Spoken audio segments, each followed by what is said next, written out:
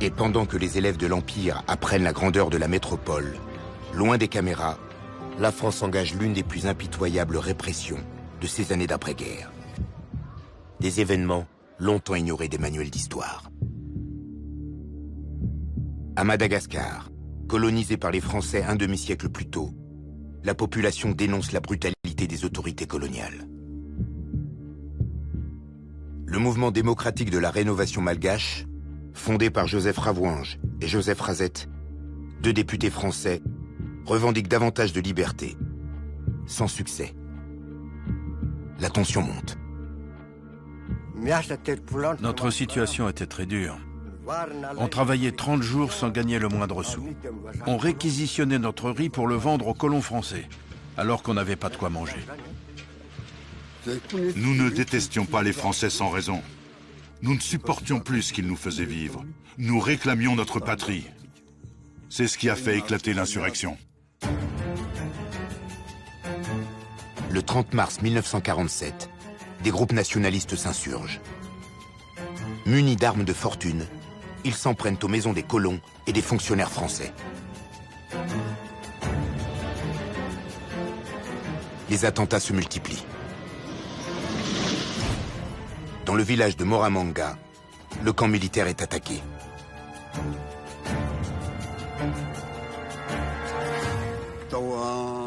À Moramanga, nous avons pris de force armes et munitions. Tout le monde voulait les fusils parce que nous n'avions pas d'armes à feu. Moi, j'ai donné un coup de poignard dans la cuisse d'un soldat français. Après ça, j'ai retiré ma sagaie et je me suis enfui. Je ne sais pas si je l'ai tué ou pas. Les insurgés assassinent plus d'1 millier de colons et des malgaches accusés de collaboration avec les Français. Pour mater la révolte, des soldats marocains, comoriens et des tirailleurs sénégalais débarquent à Madagascar. Leur mission, pacifier le territoire coûte que coûte. La reconquête militaire de l'île se veut exemplaire. Comme à Sétif, la terreur est de mise. J'étais à Moramanga à ce moment-là. On nous a dit « Sauvez-vous, les Français arrivent pour attaquer le village. Ils vont tout incendier. » On a tout emmené. On était avec les enfants et on est allé dans la forêt. Les parents mettaient leurs mains sur la bouche des enfants ou bien ils les nourrissaient pour les empêcher de pleurer, pour qu'ils ne fassent pas de bruit. Une véritable guerre s'engage.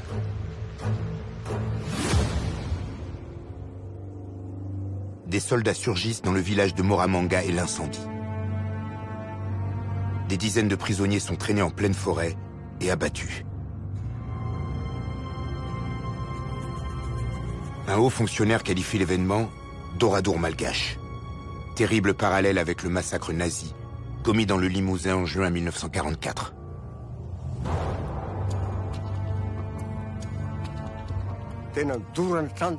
Ils brûlaient les maisons. Ils tiraient sur les gens. Ils tiraient sur leurs troupeaux. On a beaucoup souffert.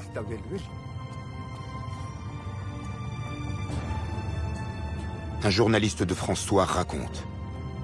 En 3 jours, des milliers d'indigènes sont tués. Des prisonniers malgaches sont chargés en avion et lâchés vivants au-dessus des villages dissidents, comme bombes démonstratives. Craignant pour leur vie, les populations abandonnent leur foyer. C'était dur de vivre dans la forêt. On n'avait rien à manger. C'était affreux. On est resté là pendant 3 semaines. Dans la forêt, nous avons mangé des fruits crus et des rats. Nous avons enduré le froid. Notre peau n'était pas comme aujourd'hui. Elle était pâle et couverte de piqûres de moustiques. La répression judiciaire prolonge la répression militaire.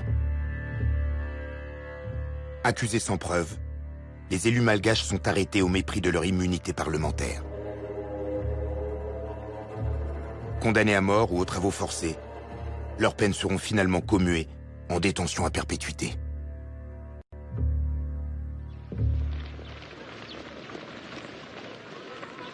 Après des mois de violence, des villages entiers se soumettent sous l'œil des caméras. La leçon est claire. Les révoltes contre la France ne l'emportent jamais. On était peu nombreux. On ne pouvait pas gagner. Alors on a hissé le drapeau blanc. Et puis, tout est rentré dans l'ordre. Derniers échos des troubles graves qui ont désolé et ensanglanté Madagascar.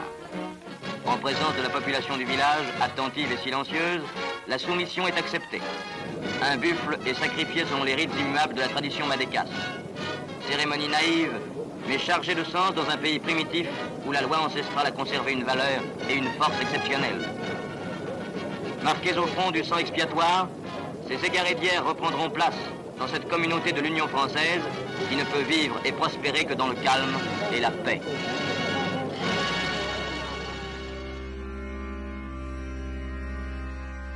La force et la terreur ont gagné, au prix de plusieurs dizaines de milliers de morts.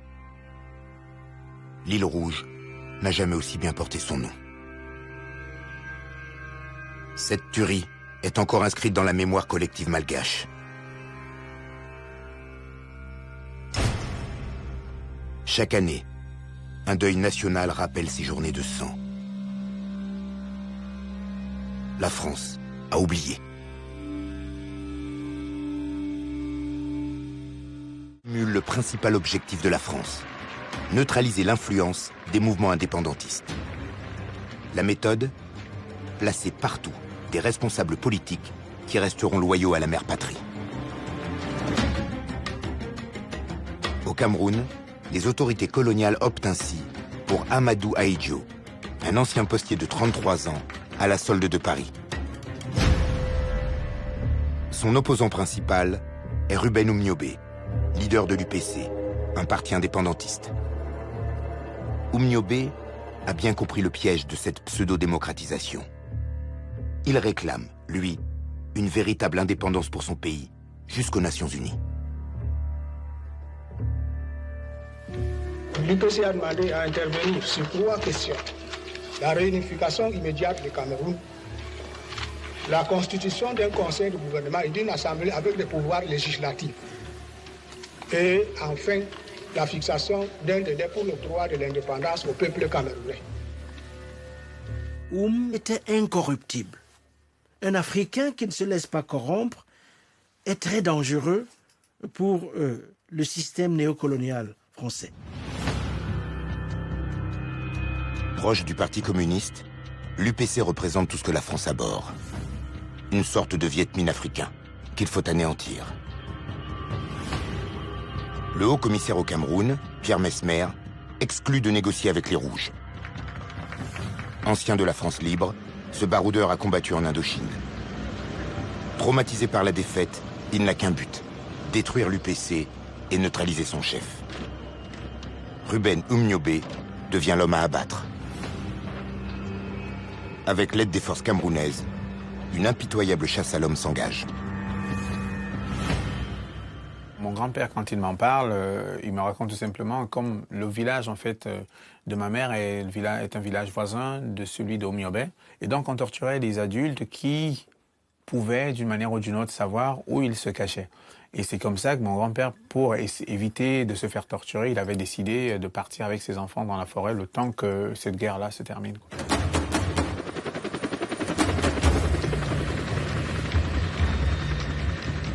Pour nettoyer la région, les troupes françaises appliquent les méthodes de contre-guérilla imaginées à Madagascar, affinées en Indochine et utilisées au même moment en Algérie. Des villages sont anéantis à coups de napalm.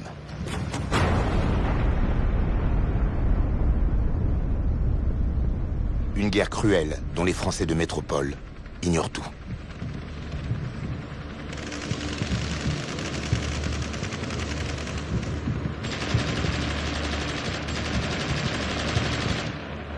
Oumniobé décrit la situation. Des villages entiers sont complètement pillés et brûlés. Le bétail est systématiquement abattu à coups de fusil. Ceux qui échappent à cette tuerie massive sont poursuivis en pleine brousse par les forces de l'ordre.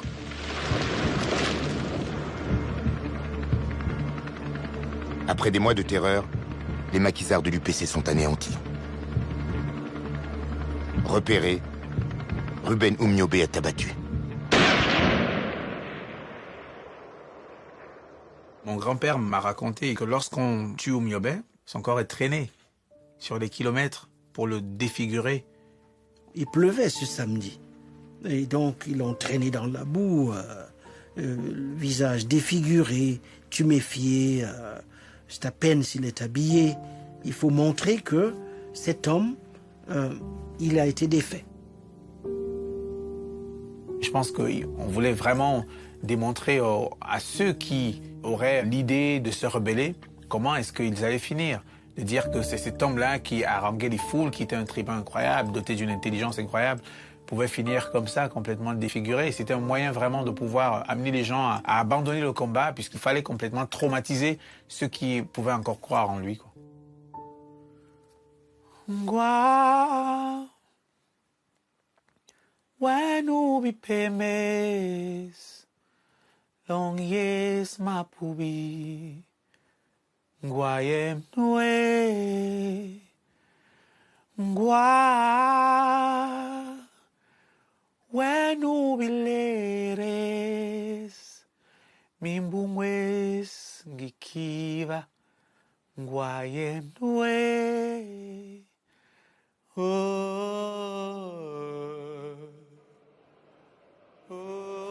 L'ennemi est mort. Et le protégé de la France, Amadou Ahidjo, peut se répandre sur les ondes. Les troubles qui ont secoué certaines régions du Cameroun se sont presque tous éteints. Nous avons fait, en collaboration avec les représentants de la France au Cameroun, tout ce qui était à notre pouvoir pour que le calme revienne. Nous sommes heureux de constater que nos efforts ont été couronnés de succès. Amadou Ahidjo prendra le pouvoir et installera une dictature soutenue par les Français. La répression contre l'UPC au Cameroun durera des années. Avec l'aide de Paris, elle fera des centaines de milliers de victimes. Des morts loin des caméras, des morts silencieuses. C'est le vainqueur qui écrit l'histoire.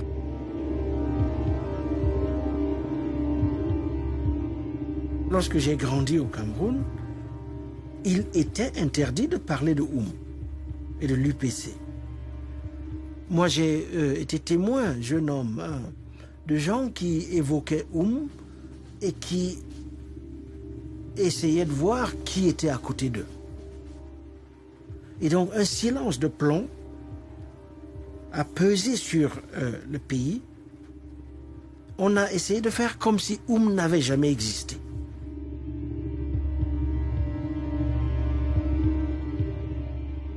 C'est comme s'il y avait une amnésie de cette histoire. Ou en tout cas, il faut vraiment faire un travail archéologique quoi, pour déterrer, même au sein des familles, ce qui a été, l'ampleur de ce qui a été et qu'est-ce qui s'est passé. Dans les cours d'histoire qu'on avait au collège, le Cameroun était pris comme exemple d'une décolonisation pacifique. C'est incroyable à quel point les faits et l'histoire peuvent être falsifiés. Et de manière institutionnelle.